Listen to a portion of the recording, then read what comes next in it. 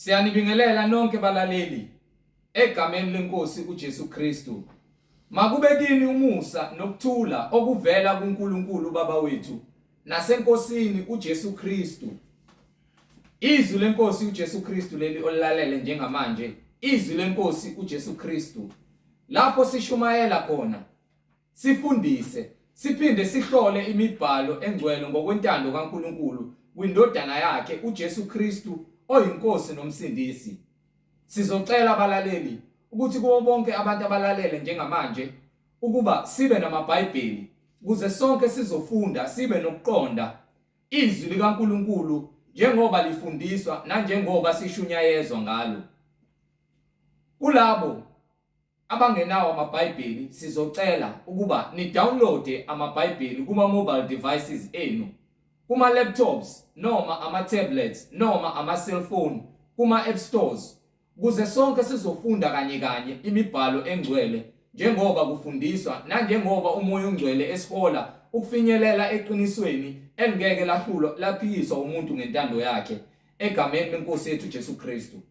Kulabo abalalele emva kokulalela abafuna ukubhabhadiswa egameni leNkosi uJesu Kristu, egameni likaJesu Kristu oyinkosi nomsindisi, ukuba nithathe imininingwane enibonayo ku screen mawubukele noma imininingwane engizoyishiya njengamanje njengoba sonke silalele.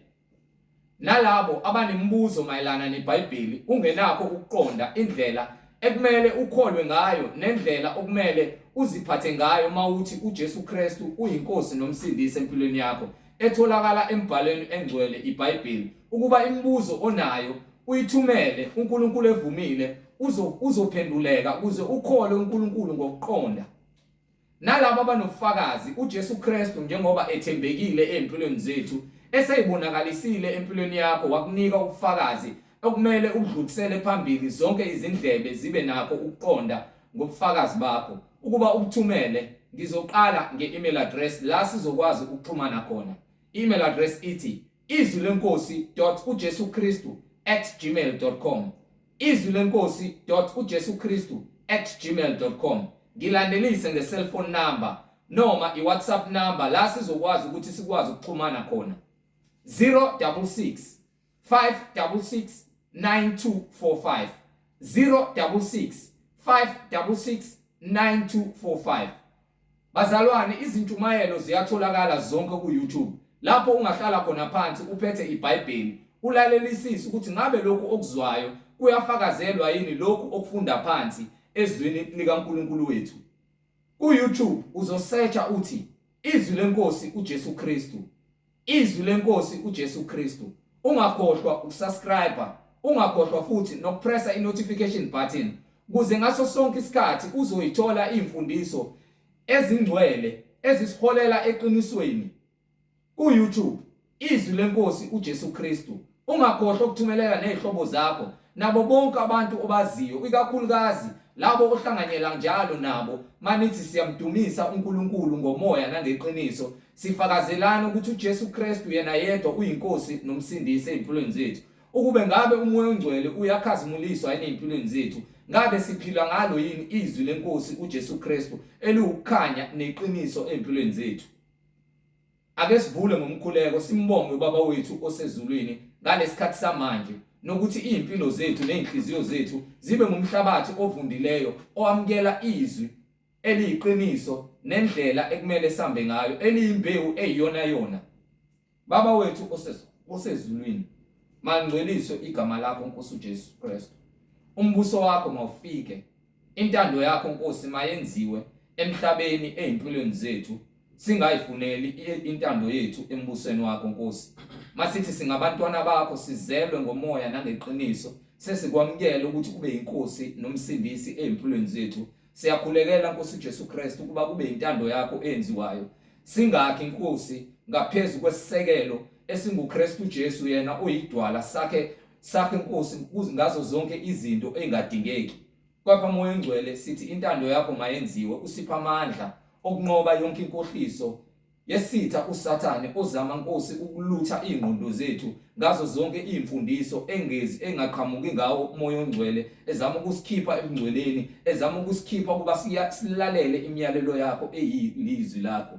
Siyacela usiphe isinkwa sethu semihla ngemihla izwi lakho ngoba umuntu ngeke aphile Nkosi ngesinkwa senyama kuphela kepha ngamazwi onke aphuma emlonyeni kaNkulunkulu wethu. Siyacela moya ongcwele ukuba singabi isenengiso singabi ngabangalaleliyo kepha ngakho konke ukhazimuliso wena Nkosi uJesu Kristu silizwe izwi lakho silenze. Siyacela usiphe amandla othando sikuthande Jehova sithande nabafowethu nodadewethu sithande bonke abantu ezweni kubonakalise uthando lwakho uNkulunkulu wethu ngokuba wena uluthando ushiye nothando ngokuba umbuso ongowakho namandla nenkazimulo usiphe nomoya wokuthethelela sixolele Nkosi bonke abasonayo size sizixolele nathi Nkosi kukho konke ukuphambuka nokulutheka lapho isitha uSathane eluthe khona impilo zethu Nkosi saze salimala sashayeka kepha wena uNkulunkulu wethu inhliziyo zethu ziyabonakala kuwe. Siyacela Nkosi usiphilise usithethelele silungisiswe sigcwaliswe ngothando lakho njengoba usisindisile Nkosi egameni lenkosi yethu Jesu Kristu manje naphakade amen. Amen. Bazalwane igama lami ngiNkulunkulu Bright Zulu ngihamba nomfowethu uBradley Sebola nomfowethu uMhlengi Zondi ozobe sihola enaba kabanzi ngokwemfihlakalo yemibhalo umoya ongcwele ekhazimulisa uJesu Kristu yena yedwa oyinkosi nomsindisi. Siyanamukela nonke balaleli amen. Amen. Siyanibingelela bazalwane kuzona zonke izinkalo ngegama lenkosi uJesu Kristu. Lolu hlelo izwi lenkosi lapho khona sihlola imibhalo sishumayela ivangeli sifundisa ngezwi likaNkulunkulu nangemithetho yakhe nangezimiso zakhe ukuze sipheleliswe kuye njengokuba esho njalo ukuba abangithandayo baza kugcina umyalelo wakhe. Singabazalwane ke siyathanda ukuthi siyakholwa kepha mase kuziwa phansi embhalweni sixhuma uhalf siphike izwi ekuyilona ekufanele ngabe lisenza thina sipheleliswe sibe munye ngokukamoya. Uma ke sithi siyakholwa mina ngivula imibhalo wena bese uyayiphika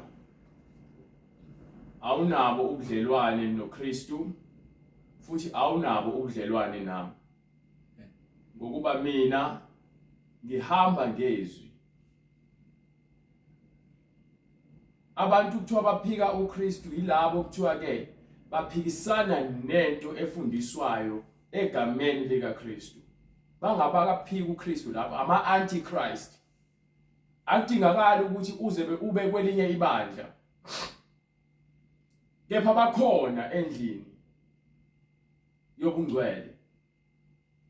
So abantu abaningi bezwa le ntshumayelo imnandi mebebukela kude bese besondela beza ngokuqina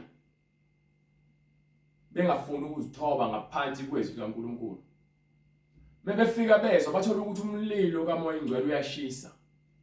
Izwi lakhe akulona into yokudlala lithi iBhayibheli uNkulunkulu ungumlilo ohangulayo. So mebebona ukuthi ngaphezulu kwabo bagxuma uhalf bese bayanqasha babaleke.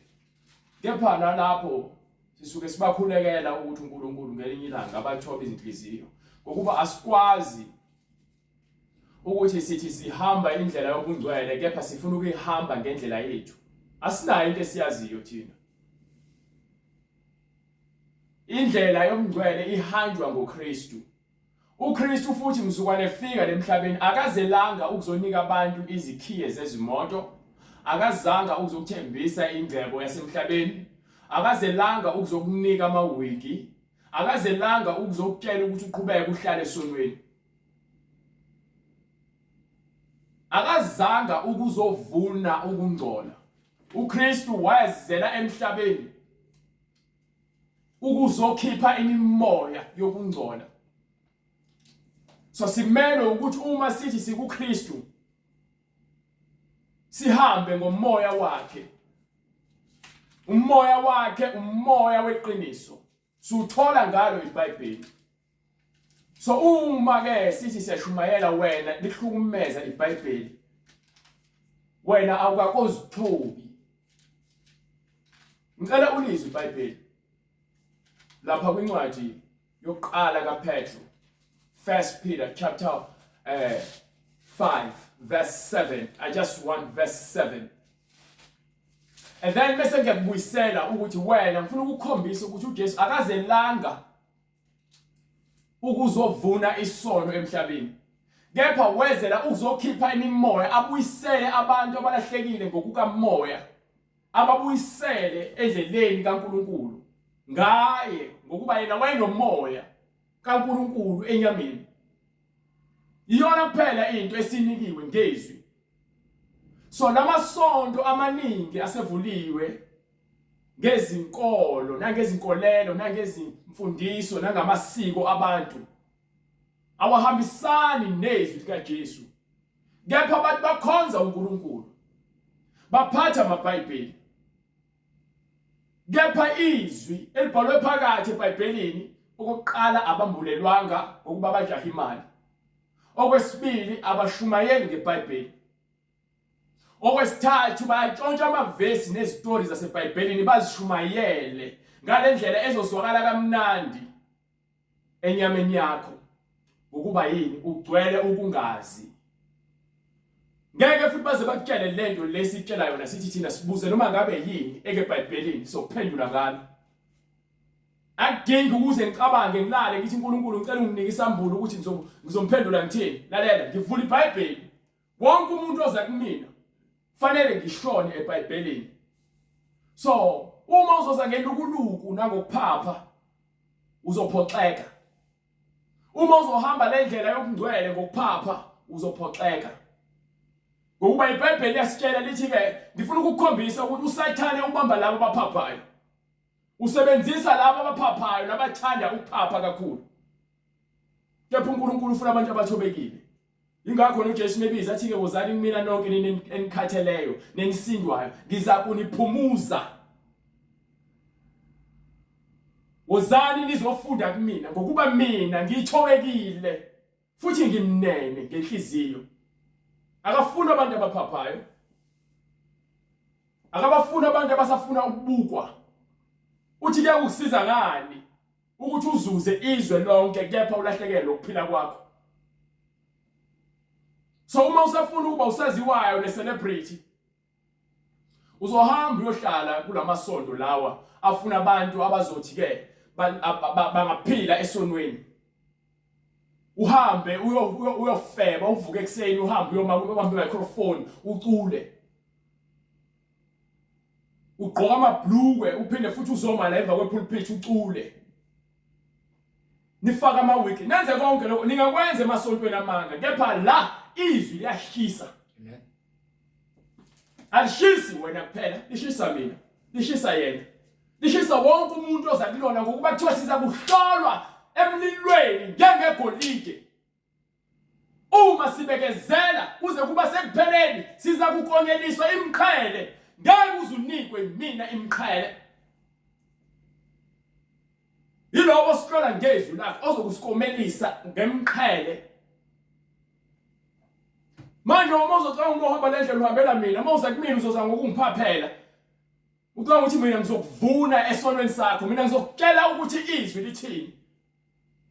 Ukuba bonke abaprofeti bakaNkulunkulu babebizwa abaprofeti bamanga. Bamtshele athi njengokuba inkosi ikhuluma yilokho engiyakusho. Ngisho uBalaam lo wethanda inkokhelo engcolile. uNkulunkulu wamxwayisa.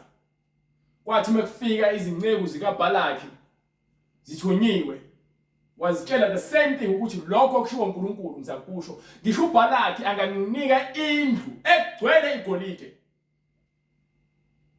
Ngizohlala ezweni likaNkulunkulu. So mina mawuzohamba ngezwi lele ngishumayelayo.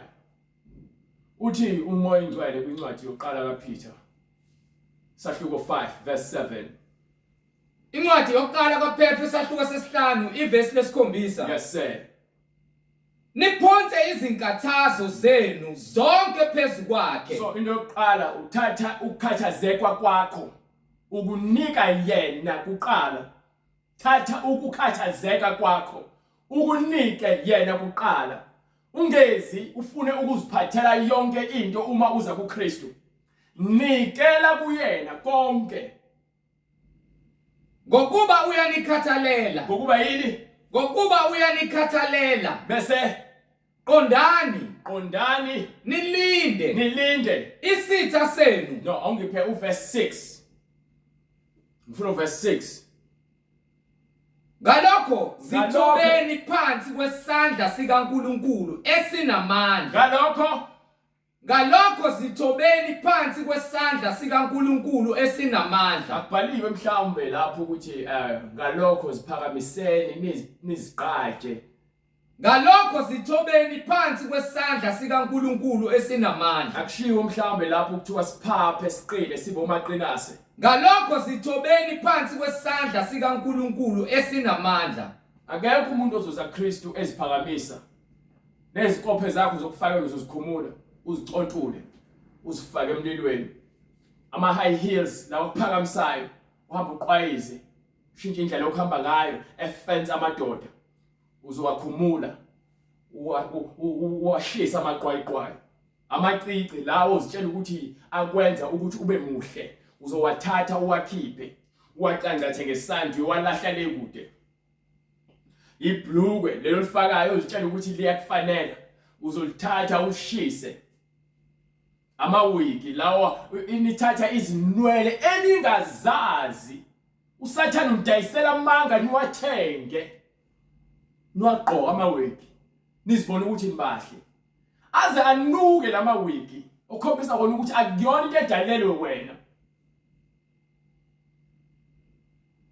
Abantu bahola imali yeqolo bathatha imali ezingane ngabathenga ukudla kwezingane babhizi bathenga ama makeup bathenga amawigi bathenga opende bahamba ama-salon ngemali engabe bondla ngayo izingane ngokuba ke baphile esonweni baphile efebeni obaba babazalisa izingane babaleka abasazondla izingane esikhundleni sokuthi wena unakekele lezi ngane ngemali yesibonelelo wena ubhizi uzenza muhle ngeze ngokuba ufuna abanye amadoda azophinda kumithise bese akutshela ukuthi khiphe sesu usathana umdayisela amanga bazalwane abantu benkosi kuyoze kube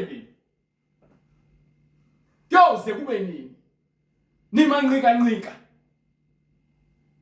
kuyoze kube nini nithi niyamthanda uNkulunkulu ngemlomo kepha izwi lakhe lona liyasinda ukuthi nilenze ngenxa ukuthi ngifuna ukujabulisa inyama ningenza noma ngabe yini ngeke kulunge iBhayibheli lithi mesiza kuNkulunkulu masizithobe ngaphansi kwesandla sakhe akekho umuntu ozoza ebungcweleni aphinde futhi aziphathe yena awuphethwe yimina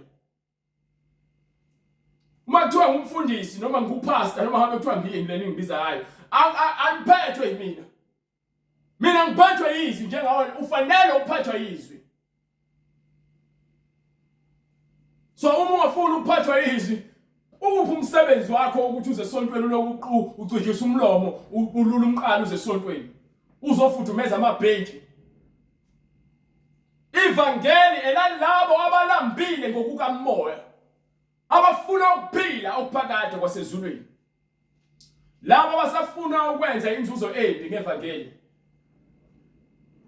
basibekela ingcebo yabo emhlabeni and bazakhela indawo yabo esihogweni iBhayibheli lithi masizithobe akufanele umntwana kaNkulunkulu aziwe ukuthi uphaphile ungaba nomusa ungaba nothando ungaba nokuthula umculele uNkulunkulu wakho kepha ungatholakala sewuphapha sokhuluma izinto ezingafanele ngokuba iBhayibheli liyasikhuza ukuthi emlomeni yethu singakhuluma ubulima singakhuluma ukungcola ukuphi lokho onginikwa lase Efeso Ephesians chapter 5 from chapter 5 from verse 4. Or starting from verse 3. But say Efesu sahluko 3 from verse 3. Sahluko 4 5 right? God. Kwabase Efesu isahluko sesihlanu ivesi lesithathu. Lalelisisayo mzalwane. Kepha ubufebe nakho konke ukungcola. nani Nakho konke ukungcola. Noma isangabe makungaphathwa nangegama phakathi kwenu. Ukufisa izinto zabanye abantu makungaphatha phakathi kwethu thina abantwana abangcwele. Njengokuba kufanele abangcwele. Ngokuba thina sifanelwe yini ubungcwele. Kufanele abangcwele ukuba baphile ngempilo ekhulunywa eBhayibhelini. Nehlazo alifunakali phakathi kwethu. Nokukhuluma umbhedo akufunakali phakathi kwethu. Nokukhuluma izinto ezumsangano. Nokulawula ngendlela engafanele. Okuyizinto ezingafanele. Okuyizinto ezinjani? Ezingafanele. Exactly. Kepha kunalokho. Yes sir. Makube ngukubonga. Asiphile ngokumdumisa uNkulunkulu. Masibe isibonelo esihle kwabanye abantu. uJesu akazelanga ukuzosifundisa ukuthi siziphakamise, sifune izinto eziphathekayo kuyena. Uthi masifune umbuso kaNkulunkulu nokulungwa kwawo. Ngakho ke uma siza kuNkulunkulu siza ngokuthobeka. Sengishumayele kangaka nje angakobingeleli. Hallelujah, glory to God. Senibingelela abazalwane benkosi egameni lika Jesu Kristu. Ubufakazi bakhe buseBhayibhelini ukuthi lenye izwi lakhe munye uNkulunkulu semhlabeni nasezulwini obusayo, akanayo umlekeleli, akanamphathisi. Uziphathele kona konke ngamandla akhe, uzenzela konke ngamandla akhe. Akadinge embonisi, akadinge emlekeleli. Siyambonga uNkulunkulu ngabaprofeti bakhe abangcwele. Siyambonga uNkulunkulu ngabapostoli bakhe abaphathisa izwi. Ngamandla endodana akhe uJesu Kristu eyavuka ekufeni. Yaye yasihlala ngakwesokudla sikaNkulunkulu. Manje ke bazalwane ngifuna ukuthi sibheke ukuthi yini uJesu ayizele emhlabeni. Njengokuba efikile emhlabeni. Asike sabe sekuncwadi yaLuke. Luke chapter 6 from verse 18. Ukuze ke you can start from verse 15 if you don't mind. Start from verse 15 because le ncwadi ngifuna ukudila nayo nje all the way, God willing. Asambeke ku. Incwadi ngokuka Luka isahluko sesithupha ivesi leshumi nanhlanu. Yes sir. No Matthew, no Thomas, no Jacobe, ka Alfreyu, no Simon othiwa usishikeli. Abapostoli laba ababezile ayizikhethele bona. No Juda kaJakobe. No Juda Iscariot. Kanye no Juda Iscariot. Owaba ngumkhapheli. Lowo wadayisa uJesu Kristu ngesiliva. Khona wehla nabo wema endaweni eyithafa kanye nesixuku esikhulu sabafundi bakhe. Bazalwane benkosi sinesifiso sokuthi sifinyelele kuna bonke abazalwane abakhona abahamba nathi emngcweleni nalabo abangako ngeni egroupini abasabuka nje ka YouTube. Sinesifiso sokuthi simvakashele eGoli seKZN. uNkulunkulu evumile uzoyenza indlela. Bazalwane asinayo indawo la eCape Town lapho kuthiwa khona ibuilding. Kepha sisemzimbeni kaKristu. Sisemzimbeni sikhonza ngokomoya nangeqiniso. So, ikuphi nakuphi la ukhona ulizwa izwi.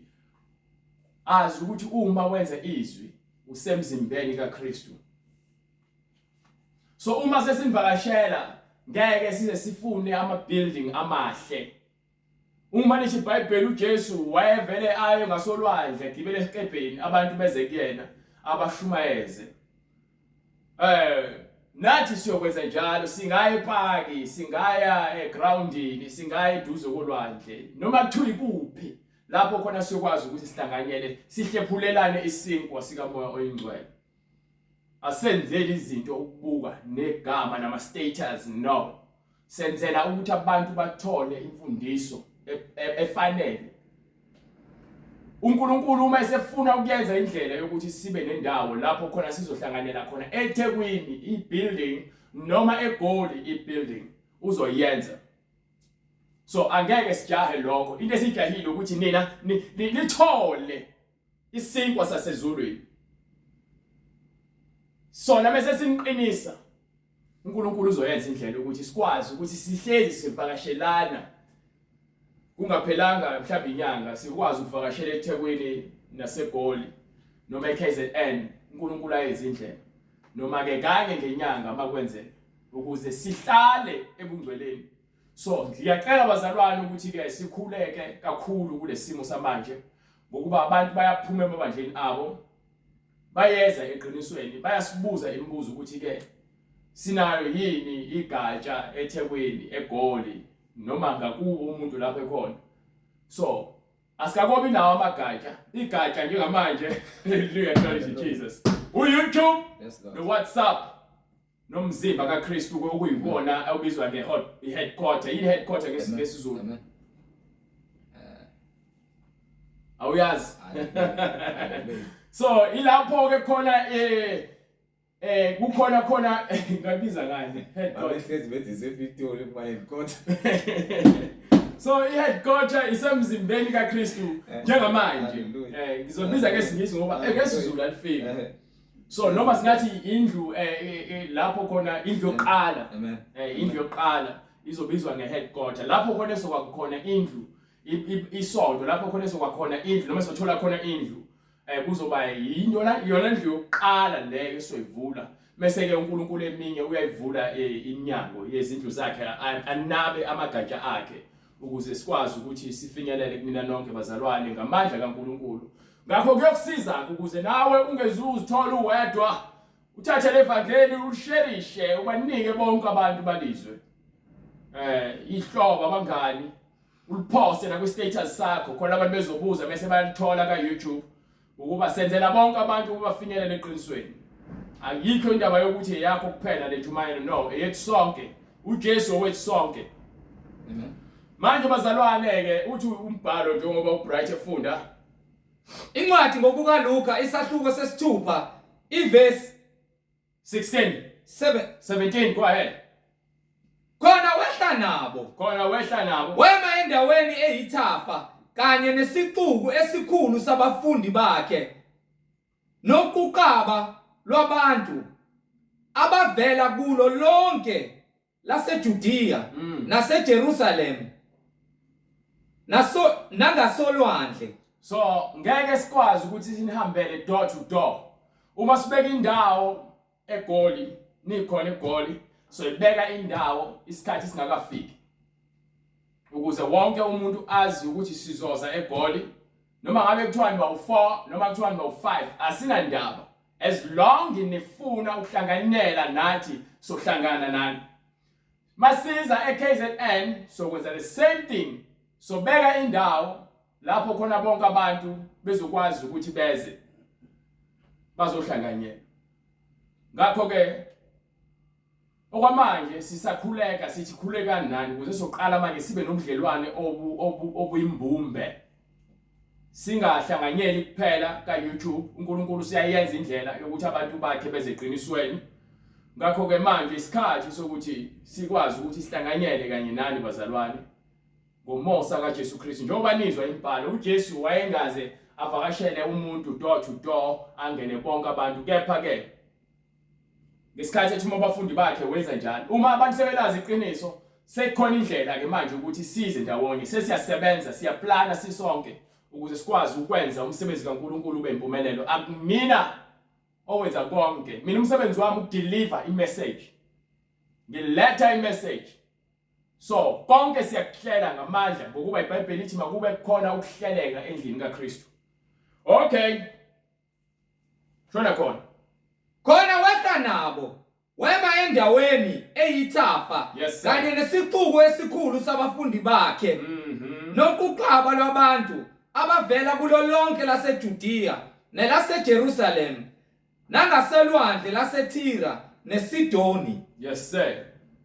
Ababezile ukumuzwa nokuphulukiswa ezifweni zabo. Nababekhathazwa ngawo moya abangcolileyo So baphulukiswa. ukhathazwa imimoya engcolileyo abagulayo bonke labo bantu uma beza uJesu bazolashwa.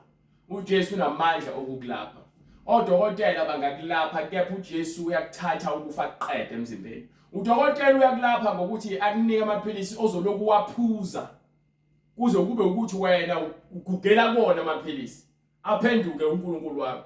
Ke thina esikholwayo siyazi ukuthi kuJesu ulapha umoya wakho. Uthi bese kwenze waqina emoyeni bese sebenza umzimba wakho. Ngeke ulashwe inyama umoya wakho ulimele. Ngeke ulashwe enyameni umoya wakho ugula. Uyangizwa bright? Hallelujah. Brother Bradley, you cannot be healed in the flesh before your spirit. Your spirit, if it's broken, that means your flesh cannot be healed because you have no faith. You have no life. You don't have Jesus Christ. Amen. Awukwazi ukulashwa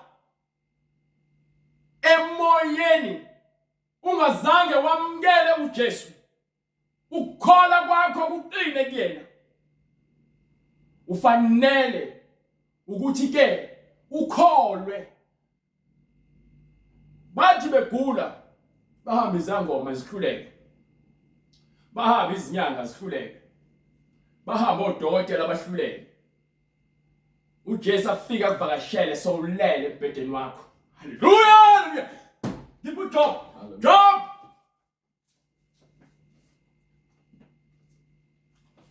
Job. Chapter 34. Is it chapter 34? Chapter 34. From verse 6 or 8. Glory to Jesus. Funa ukukuvezela ukuthi ungakwenza konke akinayo uJobe wegula. Hallelujah Jesus. Kepha uNkulunkulu wamlulamisa uJobe wayethembela uNkulunkulu. Nginike Job chapter 34 from verse 6. Phezu kokwahlulelwa kwami. Yes sir. Ngishaya onamanga. Inxeba lami alinakupholiswa noma ngingenasiphambeko. Ngumuphi umuntu onjengoJobe ophuza usulu njengamanzi, ohamba ngokwazana nabenza okubi, ohambisana nabantu ababi na? Go ahead, right? Ngokuba uthi akunalusizo kumuntu ukuba azane noNkulunkulu. Ngalokho ngizweni nina abantu. Yes sir. Abanokuqonda. Ngizweni nina abantu abanokuqonda. Makube kude noNkulunkulu ukuba enze okubi. Nakusomandla ukuba enze ukona. Go ahead, right? Ngokuba uyakubuyisela kumuntu njengokwenza kwakhe. Uyakubuyisela umuntu ushawa njengesenzo sakhe. Atholise kube yiloyo naloyo njengezindlela zakhe. Wonke umuntu akonyeliswe njengezindlela zakhe. Impela uNkulunkulu akenzi okubi. uNkulunkulu ngeke akwenze okubi. Usomandla akahlanezeli ukwahlulela. uNkulunkulu ngeke aphambanise ukwahlulela kwakhe. Ngubani owambheka? Ngubani ombeka phezu komhlaba na? Ubani owabeka phezu komhlaba? Ngubani omisa izwe lonke na? Yes sir. Uma ubani obekuzibheka yena azibuyisele umoya wakhe nomphefumulo wakhe. Ubani ongazibuyisela umoya wakhe nomphefumulo wakhe? Inyama yonke ibiya kufa kanye umuntu abuyele othulini. Yes sir. Uma unengqondo yizwa lokhu ulalele izwi. Yizwa lokhu uma unengqondo unokuqonda. Yizwa lokhu ulalele iqiniso. Uma unengqondo yizwa lokhu ulalele izwi lokukhuluma kwami. Yes sir. Imbala ozonda ukwahlulela uyakubusa na? Uyakubusa kanjani? Ezonda ukwahlulela, ezonda iqiniso. Ukuphila kwakho akukho ezandleni zakho. Uma uNkulunkulu ekuthatha manje, wena awunakuzivimbela ukuthi uNkulunkulu akuthathe ukuphila kwakho, ukuba konke ukuphila kusezandleni zakhe. Imbala ozonda ukwahlulela uyakubusa na? Uyakumlahla olungileyo nonamandla osho enkosini ukuthi umuntu omubi nasezikhulwini mashinga ongakhethi ubuso bezikhulu onganaki ocebileyo kunompofu na? Angikuzwa. Uma unengqondo yizwa lokhu ulalele izwi lokukhuluma kwami. bese ulalela izwi. Imbala ozonda ukwahlulela uyakubusa na? Umuntu ozonda iqiniso uyakuphila kanjani? Uyakumlahla olungileyo nonamandla. uNkulunkulu uthi uzakulahla uNkulunkulu okuyena olunge ngaphezulu kwethu sonke, ngokuba amandla wonke avela kuyena. Osho enkosini ukuthi umuntu omubi nasezikhulwini mashinga. Yes sir. Ongakhethi ubuso bezikhulu. Lo uNkulunkulu okhuluma nabo bonke abantu, ngabe wisigwini, ngabe uyahlupheka, noma ngabe wisikhulu, ngabe unesikhundla esingakanani, uNkulunkulu akanandaba nawe. Wahlulela wena njengokwemisebenzi yakho. Ongakhethi ubuso bezikhulu. Akanandaba nobuso bezikhulu. Onganaki ocebileyo kunompofu na? Akanandaba noma uthiwa ucebile noma uhluphekile. Is long wena uzokwenza izwi lakhe uyobe sowuthola ukuphila. Ngokuba uNkulunkulu ukhulumile kanye, yebo waphinde ukukhuluma kabili. Ebusuku lele lapho khona uhonqa ezinzulwini zobusuku, waqhamuka ngombono wasebusuku, wavula indlebe yakho ukuze afake umyalelo, ukuze akusindise, akwephule ekufeni. Kepha umuntu agoloze, noma usugula sawuphansi enhlathini, sowulele esibhedlela, sawubahambile bonke abantu obawuthembele kubona ukuthi bazokulapha. Amathambo esehlangene nenyama, amehlo esemhlophe, ungasakwazi ukukhamisa, sowufuzwa ngama-drips. Lapho khona bonke abantu sebelahla ithemba, sebethi sekumele nje awudedele noma ayeke ukukhahlele. Lapho khona sekuthiwa kulungiselelwa emalungiselelo omngcwabo. uNkulunkulu afike athumele inceku yakhe, athume isithunywa sakhe ukuthi bengaba khona nje kulabantu bonke abashumayela, ozofika kuwena azokutshela iqiniso ukuthi vuma izono zakho kuJesu Kristu.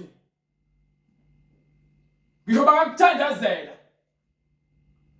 kulesono kumele usivume, khona ulele phansi embhedeni ungasakwazi ukunyakaza.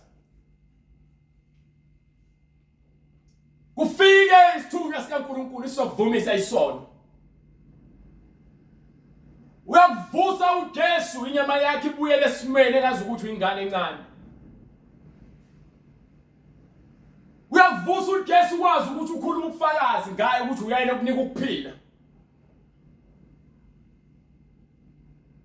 uma bengaba khona isithunywa esiphathisiwe izwi lenkosi besokhipha ekufebeni ukuze ungeze ukungena ekufeni besokhipha ejointini isithunywa sikaNkulunkulu sikuhlukanise nokuba isidakwa nokuba isibotho uma nje bengase kube khona oyedwa kulabantu abayizinkulungwane abashumayela ozokutshela iqiniso ubezokukhipha ekufeni bezokukhipha embhedeni wasesibhedlela ubezokukhipha ebandleni lamanga ubezokukhipha ku-22 yathwasa wena unabantu abadala uma nje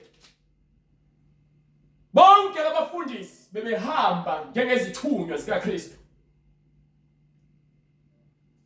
kepha ngokuba bahamba ngokwezinkanuko zabo ingakho libhajiwe ezonweni ingakho abantu abaningi bebezwe iqiniso bayabaleka bahambe bayofuna ivangeli ezwakala kamnandi ezindlebeni zabo ngokuba yini izindlebe zabo ziyabatshwa uNkulunkulu ungiphathisile izwi lakhe kulezi inkulungwane zabantu abakhona angiguquki angigudluki lokhu uNkulunkulu akushilo ngezwi lakhe ilokho engizokutshela kona akho ukuzitshela ukuthi ngazi yena uyena onginika ubuhlakani uyena onginika ukuqonda akukhona kwami uyena kuphela onamandla okunika ukuphila bengifile ngifele esonweni ngifele phakathi kwintukuthelo ngifele phakathi esikweletini ngifele ekufebeni ngifele utshwaleni ngifele egwayi kepha walithumela izwi lakhe ukuba lifinyelele kumina la ngitakula angikhishwanga umuntu ngikhishwe uJesu noma ngabe kuthiwa usebenzisa umuntu ukuthi akashumayele lo muntu ushumayela ngokuba uyasetshenziswa akhona yedwa ozothathela udumo luvela kuNkulunkulu udumo likaNkulunkulu usindiswe ngomusa nangegazi nangomoya nangezwi likaJesu Kristu angeke ngize ngibethelwe angeke ngize futhi ke ngivuse umuntu ekufeni uJesu uvusa abantu ekufeni uJesu uvula abantu amehlo uJesu uzele emhlabeni ukuzokhipha imimoya yamadimoni esibabili abantu bayagula bagula enyameni ngokuba nasemphefumulweni baphukelwe imimoya uma sawusindisiwe kamoya nakho ke asenyameni uzoyikhipha ingculaza uzoyikhipha iCovid uzoyikhipha ithi hallelujah Jesus Christ uzoyikhipha iCovid ayikhipha iTB ayikhiphe ngisho asthma yakuphila ngamaphampu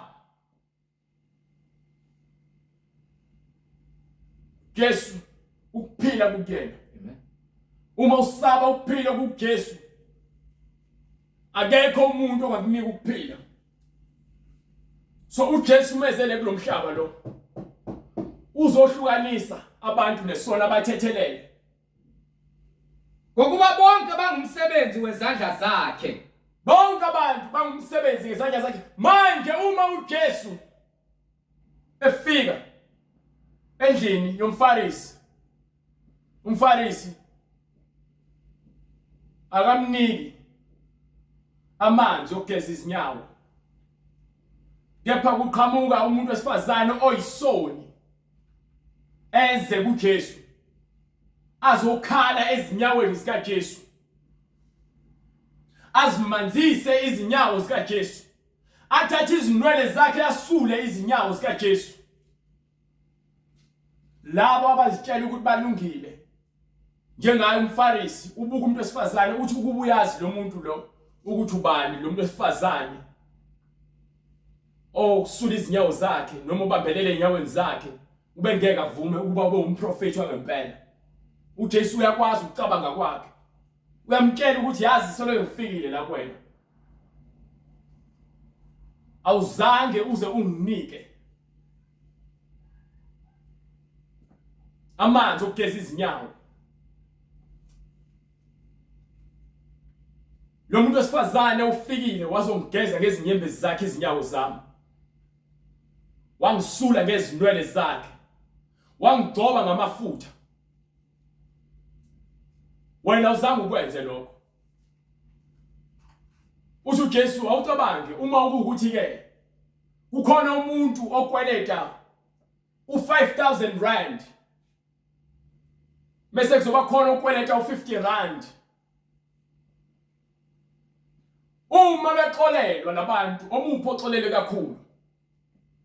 Kusho umFarisi athi lowo obekweleta u5000 rand. Kepha lo obekweleta u50 rand uxolelwe kancane. Athi kanjalo ke nalo wesifazane uJesu uyazazi izono zakhe ngaphandle okulomuntu wesifazane atshela uJesu izono zakhe. Uyazazi uJesu izono zalomuntu wesifazane. Uthi ngenxa yokukholwa kwakho umuntu wesifazane. Ngenxa yokholo lakho uthethelelwe izono. uJesu uzele uzokhipha imimoya. Nokuzothethelela izono. Nokuzothatha ukufa akubeke kuyena. Ngakho incwadi kuthiwa wathatha izifo zethu wazibeka kuyena. Silashiwe ngenxa yemivimbo yakhe. Ayishawa ngenxa yethu. Ongiphe incwadi kaLuka 6 from verse 18. Now manje ke sesiyeza emngcweleni. Sesifuna ukuphila impilo yomngcwele. Kuhanjwa kanjani ngaphakathi emngcweleni? Soqalile ke manje indlela yomngcwele. Ngokuba abantu bayiBhayibhelini bafuna izincwadi ezojabulisa isimo sabo sokumotivate noma akukhuthalele ukuthi uzokwenzana osukwini. Noma thatha istory esikeBhayibhelini asiguqule. Sizwakale kamnandi enyameni. Kepha ukukutshela ukuhlukana nesono cha ngeke bakwenze lokho. Letheni iBhayibheli. Incwadi ngokukaLuka isahluko 6 verse 18. Yes sir. Ababezile ukumuzwa nokuphulukiswa ezifweni zabo. Bonke babeze ukuzozwa uJesu ebakhulula ekufeni.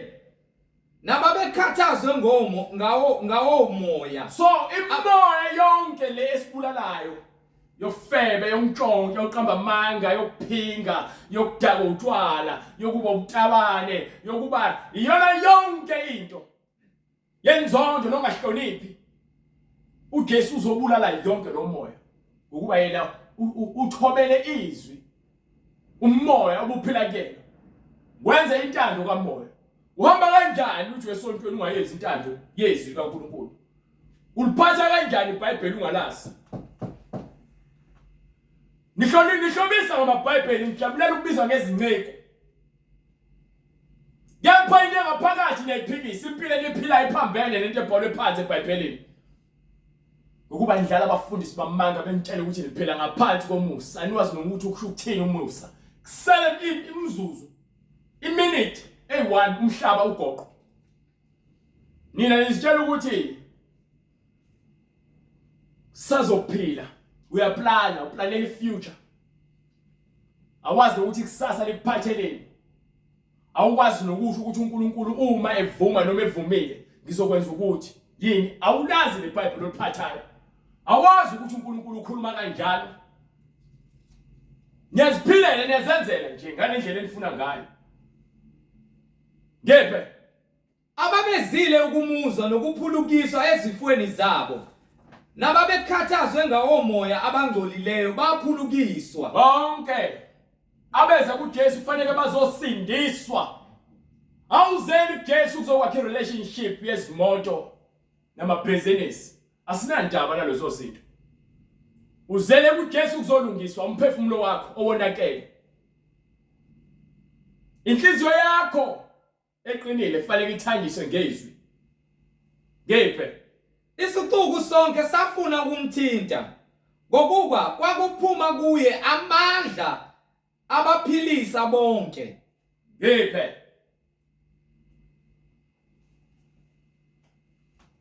Wayesephakamisela amehlo akhe ngakubafundi bakhe wathi, manje usefundisa abafundi bakhe uthini?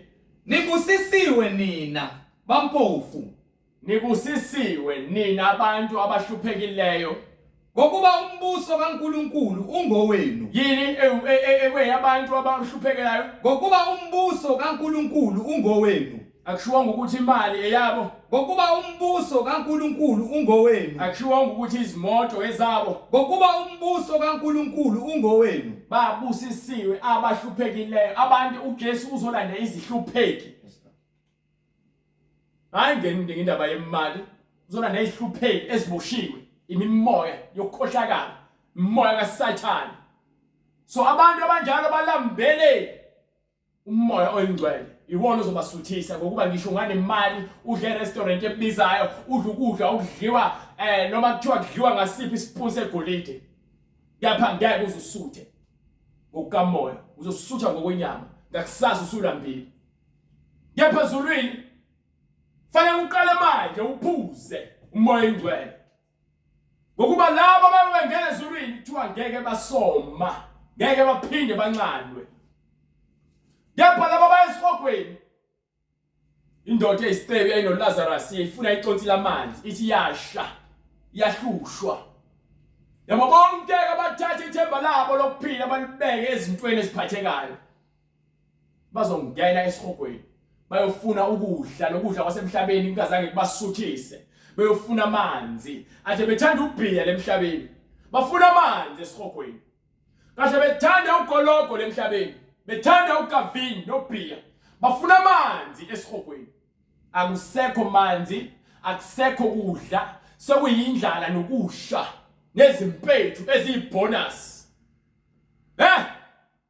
Nibusisiwe nina balambileyo. Nibusisiwe nina abalambileyo, Ngokuba niyakusuthiswa. ngokuba ke niza kusuthiswa. Nibusisiwe nina bakhalayo. Nina ke enikhalela-ke uJesu Kristu, enikhalela ukulunga, thiwa ke nibusisiwe uma nikhala. Ngokuba niyakuhleka. Uthi izinyembezo zenu ziyakusulwa, fanele zisulwe izinyembezo, ziyakusulwa nguye, ngeke zisulwe yimina. Ngeke uzuzisulele wena. Qhubeka ukhale, khala kuyena, vuma izono zakho. Mfune manje sanokutholakala. Khala ngenhliziyo yakho. Memeza ngomphefumulo wakho. Mfune manje sanokutholakala. Nibusisiwe nxa abantu benizonda. Uma ke sebekuzondela ivangeli, ngisho abantini, ngisho abangani bakho, ngisho ibhoza yakhe emsebenzini. Uma benza izinto zezwe wena uthi awuphatheki kuzona noma ufuna ukuzibandakanya nabo, bathi wena uyazitshela ukuthi ukholwa kakhulu. Bese kuba khona abazenzisi lapho likhona kuhlanganyelwe, abantu bayakholwa kepha bayazenza izinto. Abantu abangcwele kufanele ngabazenzi ukuba yini, abakwazi ukukholwa ukuthi kusho ukuthini. Bakholwa ngemlomo. Make celebrate your heritage day balapho. Celebrate uChristmas balapho. Celebrate ama birthday balapho. Celebrate Valentine balapho. Celebrate yonke into. Omunye umfowethu uze wathi izolo labantu bawudese celebrate ngisho ukudlula kwempukane. Ngendlela abantu abakuthanda ngayo ukucelebrate. So manje nina nilahlekile. Uma ulazi izwi, uJesu uyasho ukuthi ke uyena kuphela ekumele simcelebrate kanjani na ngesidlo sakusidlo. Ngoba wasifundisa lokwathi sivumelane sethu naye esihla. Asokwenza njalo ekumkhumbuleni yena. Sibiza yena, silindile yena. Sibonga yena. Sibusisiwe nxa besizonda.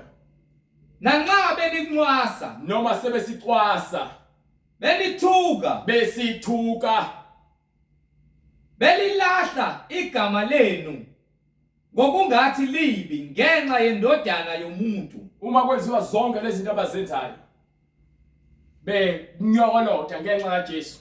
Uthi uJesu ubusisiwe. Kepha uma wena umngani nabo uthi ke akekho umuntu othi ke uthanda uKristu ebe umngani nezwe. Akekho umuntu ongathi ke uthanda uKristu ebe ewumngani nezwe. Ngokuba lo owumngani nezwe uyisitha noKristu. Nalowo oyisitha nezwe umngani noKristu. Awukwazi ukuma phakathi nendawo. Kumele uthathe isinyathelo.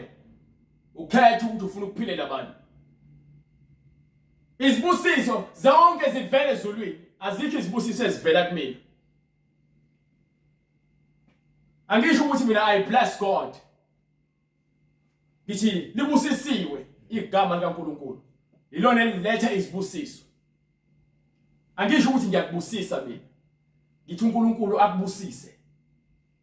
Ngokuthi akuvule amehlo. Ubone imbhalo, uthole ukuqonda. uNkulunkulu akubusise, akwenzele umusa, uthole ukuphila kuyena. uNkulunkulu akubusise, lesenzo sakho senze kumina.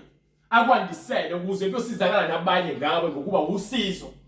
Yayizwa loo nto leyo. Manike. Thokozani ngalolo suku. Thokozani ngalolo suku. Nigxume. Bese nigxuma ngokuba bhekani umvuzo wenu mkhulu ezulwini. Umvuzo walabo abahlezi ezizwini mkhulu ezulwini. Ngokuba oyise babo benze njalo kuba profeti. Ngakho ke bonke abantu ababeshumayela ngaphambili iqiniso bazingelwa, bashawa, bakhuluma kambi, babulawa ngenxa kaNkulunkulu. So uma kwenzeka the same thing yenzeka kubona kuthina kuthiwa masithokoze sijabule ngokuba abaqali ngeke bayeke ngokuba yini babuswa umoya wenkohliso noSathane. Kepha mayeki nina bacebileyo. Maye kunina abantu elithatha ithemba lenu libeke kwingcebo ngokuba niyamukele induduzo yenu. Bafundisi nina ababishop nabaprofeti bamanga nabapostoli bamanga nabafundisi nabapastor bamanga, nina senthethe ithemba lenu nalibeka emalini. Kuthiwa maye Kinina bacebileyo, maye ngokuba niyamukele induduzo yenu. Induduzo yenu yesikhashana yale emhlabeni, kepha umlomo wasesihogweni uvulekile.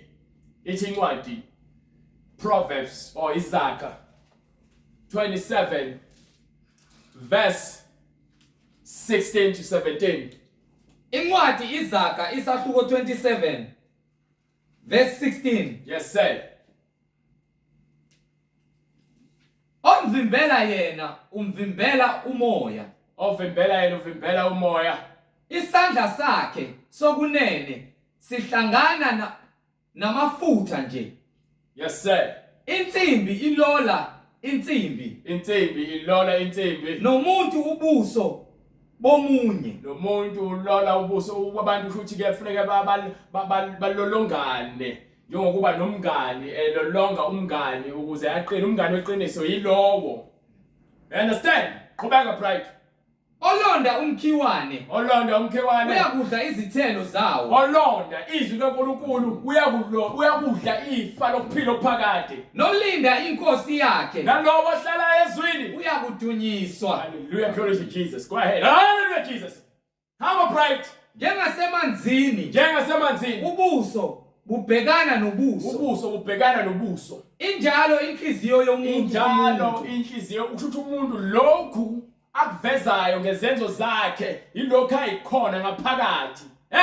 Uma inhliziyo yakhe isibuko sesenzo sakhe. Hallelujah. Indawo yabafileyo manje kuthiwa isihogo nokubhubha akusuthi. Akunjani? Akusuthi. Baprofeti bamanga, bazenzisi, bathakathi, bazangoma. Nina abafundisi bamanga nani abapostoli bamanga. Isihogo asigcwali kanjalo nendawo yabafileyo. Namehlo omuntu awasuthi. Ingakho ke niloke nibeke amehlo enu engcebeni, nibeka amehlo enu ezintweni ezijabulisa inyama, izimoto, abantu besifazane, imali. Nifuna izinto ezijabulisa inyama. ihlo lakho ngeke ligcwale ngokuba namhlanje unakho kepha kusasa uzafuna the same thing ufuna izinto ezingaphezulu kwalezo zinikiwe kusho ukuthi wena inhliziyo yakho ayeneliseki ugcwele inhliziyo egcwele isangabe nokufisa buyela ngaleke manje sekwetshelelayo ukuthi ke umoya engcwele uyakutshela ukuthi wena othatha ingcebo yakho ibekele emhlabeni isihogo asigcwali sisakulindile uma ungaphenduki Thathani evangeli limanike bonke abafuna ukuzwa iqiniso abafuna ukuphilela uNkulunkulu ukuba imbhala iwaqamba amanga soze hallelujah Jesus Christ hallelujah Jesus hallelujah God go ahead right hallelujah Jesus maye kini basuthiyo nina abantu esanisuthi kuthiwa maye kunina nisuthi okwasemhlabeni anifuni izwi uthi umoya engcwele ke lawa abacebileyo bathi ke yini soyifuna uNkulunkulu enzosisiza ngani nini sakuyithandazela kepha ngaloso sikhathi le bakhona phansi egodini bayaphansi ngoba file isihogo sikhamisile sithe uyazi bangakanani abantu asebengena esihogweni ngaphambi kwethu nabantu abagcwele esihogweni njengamanje njengoba sikhuluma abanye bayafa njengoba sikhuluma i-second ne-second emgaqweni emakhaya esibhedlela ejele emsebenzini phezulu umabhanoyi bayafa abantu bonke bavula amehlo esihogweni maye kunina nina bonke abantu esenisuthi emhlabeni maye kunina ngokuba niyakulamba ngokuba nje kunjani niyakulamba bazolamba kuphi sihogweni ngitshelile ngathi akho kudla akho manzi into zakudla ilangabi lomlilo elizakushisa ukuphila kwakho konke esihogweni usazoya echibini lomlilo yelazi ichibi lomlilo go ahead maye kini bahlekayo kalokho maye kunina abantu enjabula manje nihamba amaphathi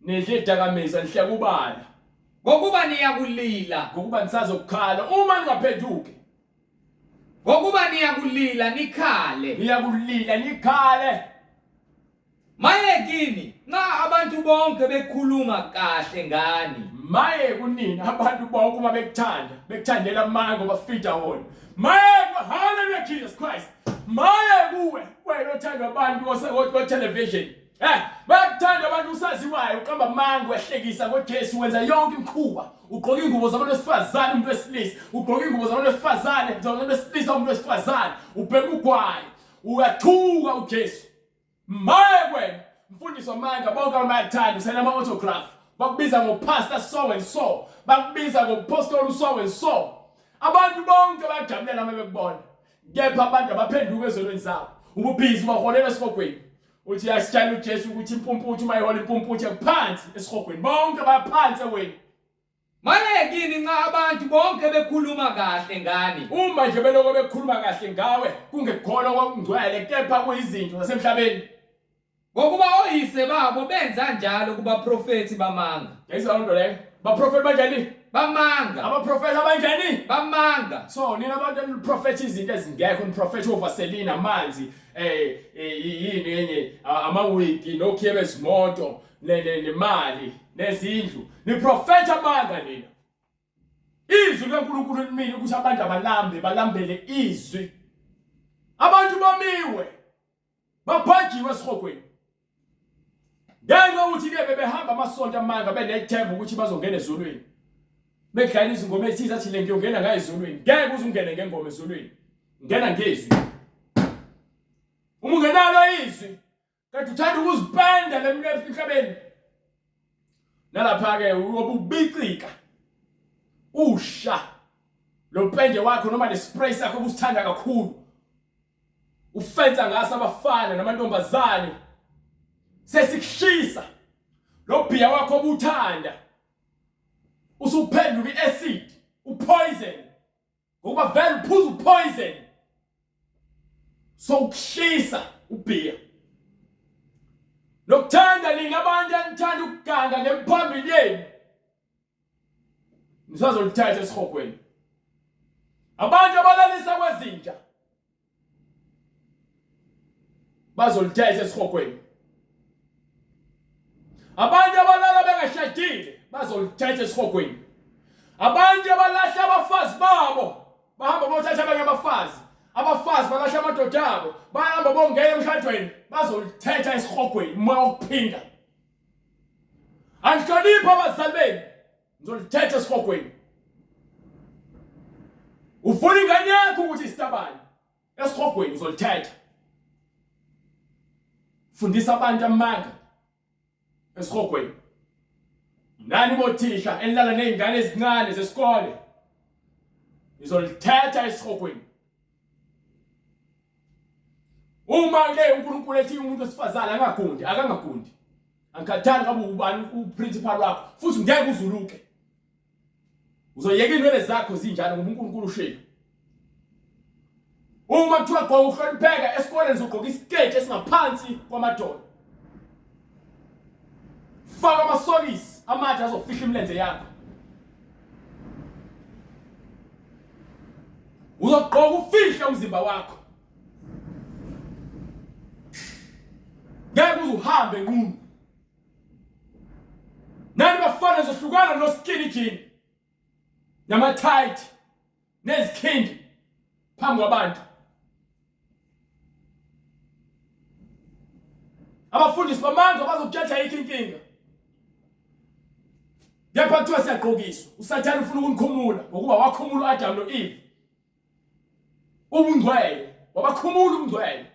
Nawe-ke ngalesikhathi usathane ekuncenca ngalabafundisi bamanga ukuncencela ukuthi akukhumule uhambe nqunu phambi kaNkulunkulu ngesono. Kwenziwa yini uNkulunkulu? Kwenziwa yini kubona kuqale bazimboze ngamahlamvu ngesikhathi sebonile? Kwenziwa yini uNkulunkulu ukuthi abakhele izimvu zembozo ngesikhumba uma esebakhipha engadini yase-Eden? So mawuthi ungcwele kwenziwa yini wena ufuna ukuba nqunu? Kwenziwa yini wena ugolozele izwi? Uba wena uba banike bright. Kepha ngithi kini elizwayo, Kepha liyenzwayo, thandani izitha zenu. thandani labo abanizondayo. Umuntu ungathi ngona kuthi uyakuzonda nami esicathi uzoloku umnyolo umbuka kabi ngeke ukusize lokho. Ngomntwana kaNkulunkulu ngikukelile kuthiwa ke masithobeke. Singusawoti wezwe, siyisibani sezwe. Nomuntu obuswa isono, nalomuntu obuswa umoya wenzondo akakwazi akakwenzayo. uJesu bathethelele ngokuba bakwazi abakwenzayo. Nawe kuzomthethelela umuntu ongazi. Yindaba ufuna ukuzifanisa nomuntu ongazi. Wayefuna ukufana noSathane. Thandani izitha zenu. Thandani izitha zenu. Nenze okuhle kwabanizondayo. Bese nenza njani? Nenze okuhle kwabanizondayo. Ngakho kuthiwa nitsheliwe ngokudala kuthiwa yiso ngeso, but manje kuthiwa ke enzani njani? Nenze okuhle kwabanizondayo. Go ahead. Nibusise abaniqalekisayo. Nibusise labo abaniqalekisayo. Umuntu ufanele kumkhulekele ngokuba konke akwenzayo. Umuntu osetshenziswa ama-emotions nemizwa, lo muntu udinga umkhuleko, uboshiwe. Nibakhulekele abanidumazayo. Umuntu ohlabela amadlozi uboshiwe. Imoya yamadimoni leyo. Umuntu okhonza kaShembe uboshiwe umkhulekele. Bayathanda ukuphikisana ngolwazi lokhokho babo lomkhulu. Angeke bakunike iBhayibheli bazokunika ukuthi umshumayelo ukuthi wathi no. Selifuna lencwadi le. Mofuna ukukhuluma nathi letha lencwadi le. Siyakhulekela ukuthi uNkulunkulu akwambulele. Izwi kaNkulunkulu lilodwa alifuna lutho alimixwa nalutho. Futhi lona loqamba amanga alikhulumi lokho namhlanje kusasa likhulume lokho. Limile.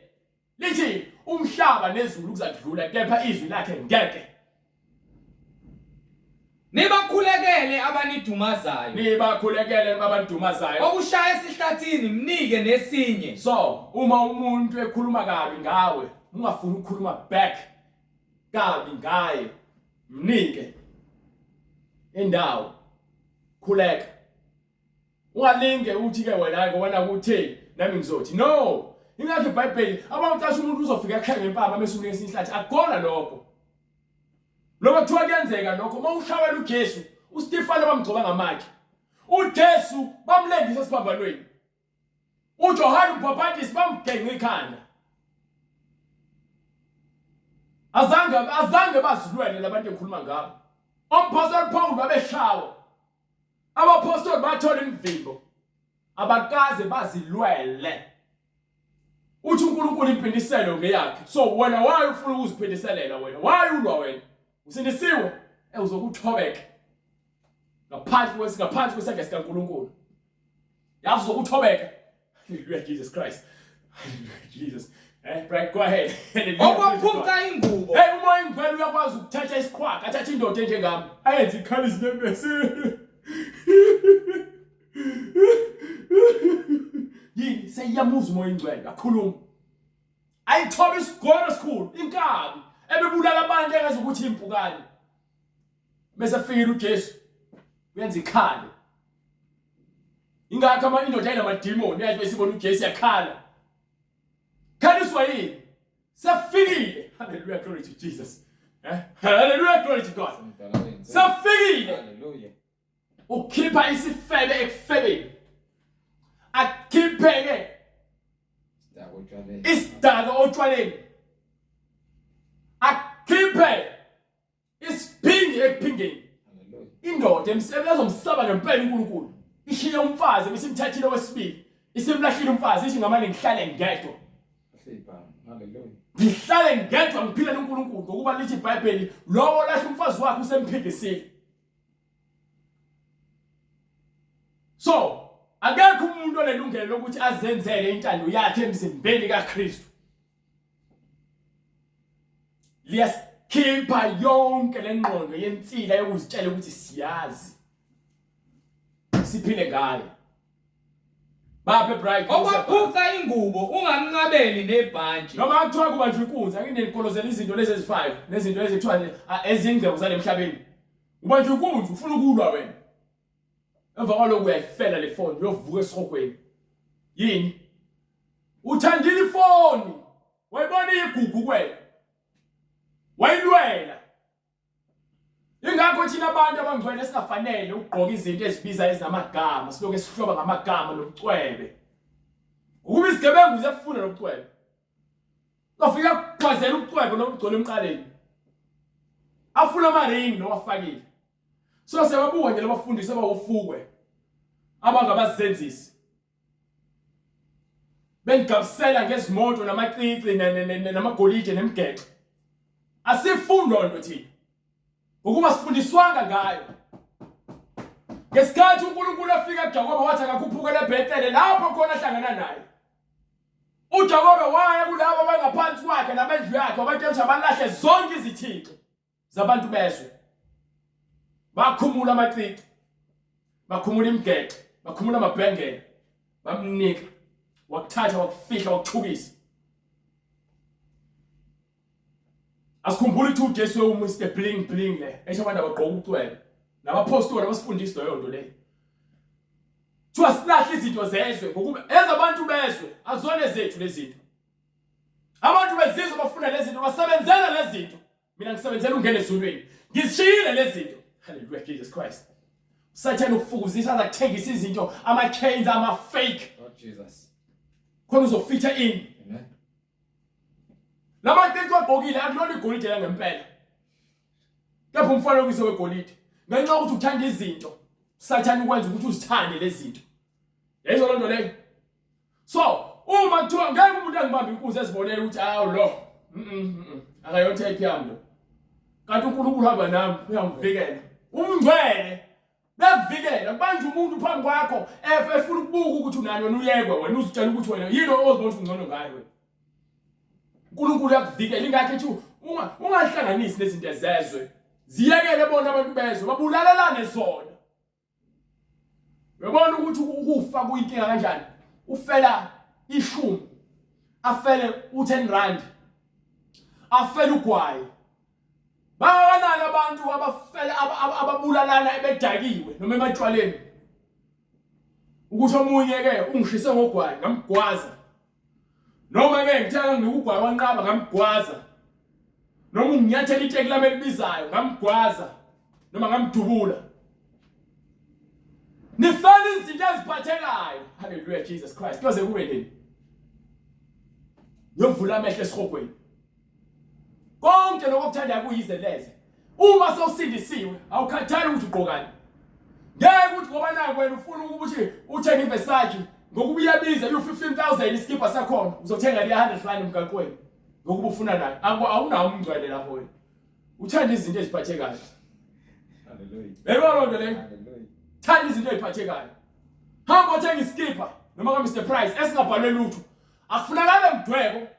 Kungabe isithombe sika Bia, kungabe isithombe somlomo umuntu esifazana ophethiwe. Kungabe isithombe sika Popeye. Kungabe nalutho, gqoka into plain. Gqoka into plain. Iba simple. Ngokuba lo sibizeyo usimple futhi uphelele. Nawe ukuze ube perfect again, kufanele ulalele izwi lakhe bese wenza lokho akushoyo. Banike. Muphe yilowo nalowo ocela kuwe. So makhona ocela yabuza umngcwele njani? Uyasilungisa. Ngeke uthi unayo into uthi hayi anginayo into. No. Uma unayo mnike ngenhliziyo elungileyo. Uma somnika ngenhliziyo ebalisayo akusabalelwa ukulunga kwakho. Ungamniki umuntu. Uma inhliziyo yakhe ingafuni. Ngokuba yini? Ukupha kwakho aqhamuki enhliziyweni enothando nenomusa. Isandla esiphayo isona sibusisiwe ngesambelayo. Ungabe sobamba lelo verse bese uvaka lokho uzenza umuntu ophala. Yipha ngokuba nakho nothando.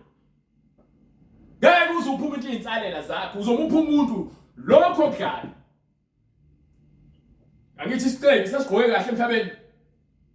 Sidla kamnandi. uLazarus ehlala ngasesangweni enezilonda ekhothwa izinja. Kepha wathathwa izingilosi zambeka esifubeni sika Abraham. Isiqebi sayovula amehlo esihogweni. So ungenzeli futhi izinto ukubukwa. Enzela izinto ubungcwele nokulunga nothando lukaJesu. Uthi uJesu kwindoda eyisiqebi ifika kuyena mfundisi ngenzeka umfundisi omuhle ngenze njani ukuze ke ngithola ukuphila okuphakathi. Uthi ubiza bani ngomfundisi omuhle? Akekho umuntu omuhle ngaphandle koyedwa uNkulunkulu. So wamtshela ukuthi akagcine yonke imiyalelo. Uthi hayi ngikwenzile lokho kusukela ebuncaneni bami. Athi ke manje hamba udayisa konke nakho. Lokho nakho okwenza ube isiqebi. Bese uhamba uyokwabela abampofu. Indoda eyisiqebi yavele yashwaqa. Ngenxa ukuthi yini? Ithanda ingcebo yayo. Iyayiqebile. Yabona kunzima ukuthi yenze lokho. uJesu kunzima abantu abacebela ukuthi bangene embusweni kaNkulunkulu. Kunzima abantu abayisiqebi ukuthi bangene ezulwini. Ngokuba babambelela kakhulu ngezinto lezi. Ingakho kuthiwa singakhathazeki ngezinto semhlabeni. Angithi ngisho abapostoli bahamba odayisa imizi yabo badayisa konke ababenakho bahlanganisa imali. Ukuze babelane ingabe khona ozohlupheka phakathi kwabo. Sikhuthazane futhi ukuthi wonke umuntu ufuna akasebenze. Ukuze ke kungeze ukukhulunywa kambi ngebandla ngenxa yomuntu oyedwa. Iyona into esilwelayo leyo. Ingakho sikhuza abantu ukuthi hey ulokuthi wena uyakholwa izwi lenkosi, ubuka izwi lenkosi uyakholelwa kulona. Lapho manje impilo ephilayo iphambene nalento ekhuluma ngathi. So thina sibukeka njengabantu abafana nawe ngenxa yakho. Zihloleke bese uyazahlulela. Banike sivale pride. Noma phuca okwakho ungabuyi ukubize kuye. Umuntu bekuphuca ungafuni ukulwa lokufuna nalezo zinto. Umuntu umethatha into yakhe engayibuyisi. Ekhombisa impawu zokuthi ngeke azayibuyisa. Miyeke. Because izobanga lento ekuthiwa udonsisana. Akufanele thina abantu sibe nokudonsisana, kufanele sibe nokuthula. Ukuthula esikufunayo.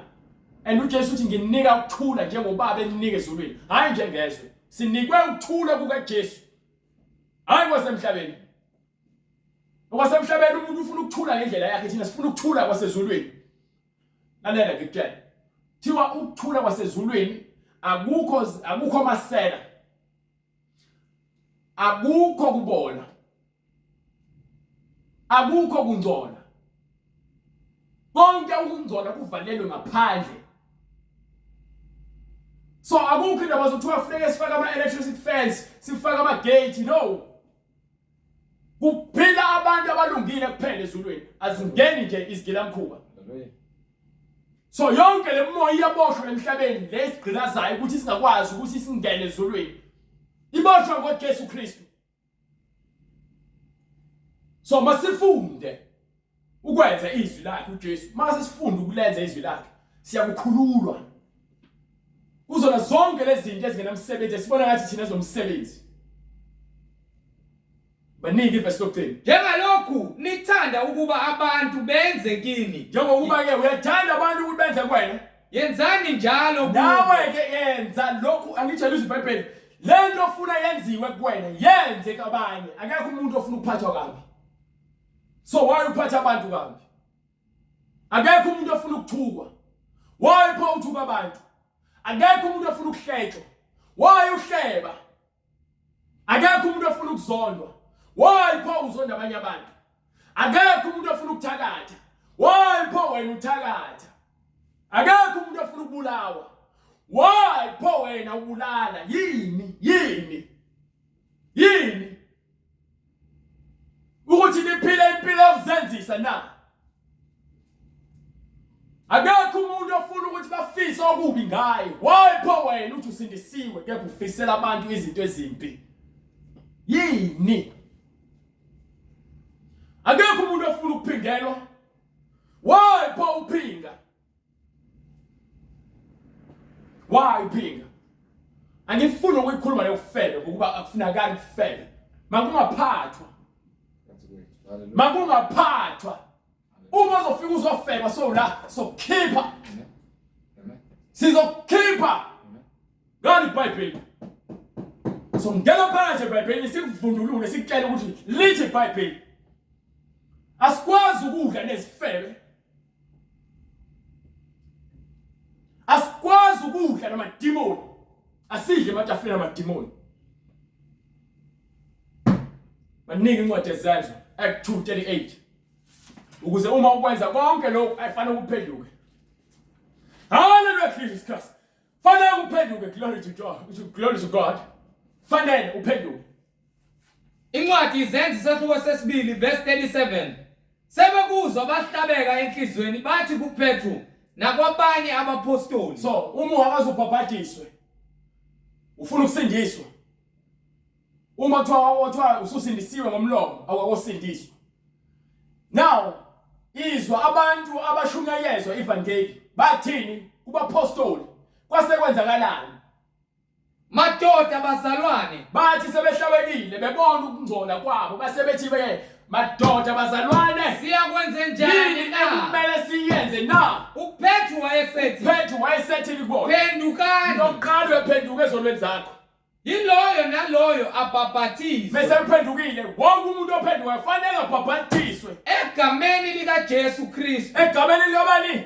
egameni likaJesu Kristu hayi amagameni amathathu asamagama amathathu akho gama likayise nenodana kaMoya Ingcwele lahlukene linye igama likayise uJesu Kristu igama lendodana uJesu Kristu igama likaMoya Ingcwele uJesu Kristu ingakho umpostoli Peter la esethi ke mababhabhathiswe egameni likaJesu Kristu kukho ukuthethelela kwezono zenu ubani owenza emhlabeni uzothethelela izono Jesu Kristu manje ke uzomtshela ukuthini wena ukuthi uzobhabhathiswa amagameni amathathu obala amagama amathathu obani ubani owabhabhathiswa amagameni amathathu eBhayibhelini ngifuna oyedwa angifuni abaningi bese unginikile oyedwa ngeBhayibheli then ngiyayeka ukuchumayela ngokubhabhathisa egameni likaJesu Kristu uma kuJesu othethelela izono uJesu ekumele sibhabhathiswe egameni lakhe uma uJesu uyena onikiwe wonke amandla emhlabeni nasezulwini uJesu esibhabhathiswa egameni lakhe linye kuphela igama isincwadi ke munye uNkulunkulu noma yinye inkosi lunye ukholo munye umbhabhathiso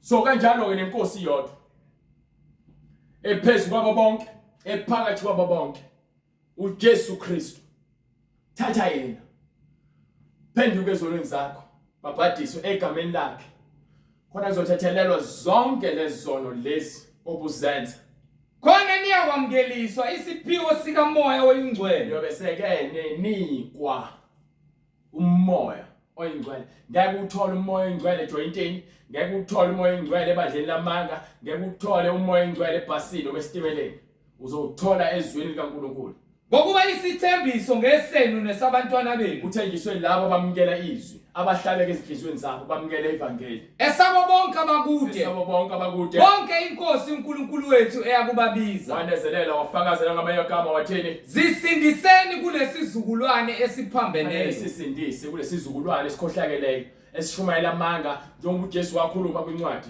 yaMathewu ukuthi nakwincwadi yaLuka ukuthi kuyovuka abaprofeti abaningi bamanga bakhohlisa abantu abaningi even nalabo abakhethiweyo makwenzeka uthi ke ngaleso sethu lezo zithuku kuyomele zinqanyulo zibe mfishane ukuze uNkulunkulu akwazi ukusindisa insalela yakhe nengcusana yakhe kumele sisindisiwe ngezwi likaJesu kumele sihambe ngemfundiso engcwele ubungcwele kuphela esibushumayelayo ayikho into engakuthembisa yona uma ufuna ukungibuza enye into ephathelene neBhayibheli ungangibuza umbuzo inamba ikhona i-email address ikhona uzongithola ngizokusiza uma ufuna ukuchallenge waza nenselela yakho ngizokusiza ufuna ungiphikisa waza nempikiso yakho neBhayibheli lakho ngizokusiza ngoJesu Kristu hayi ngwenhlakanipho yami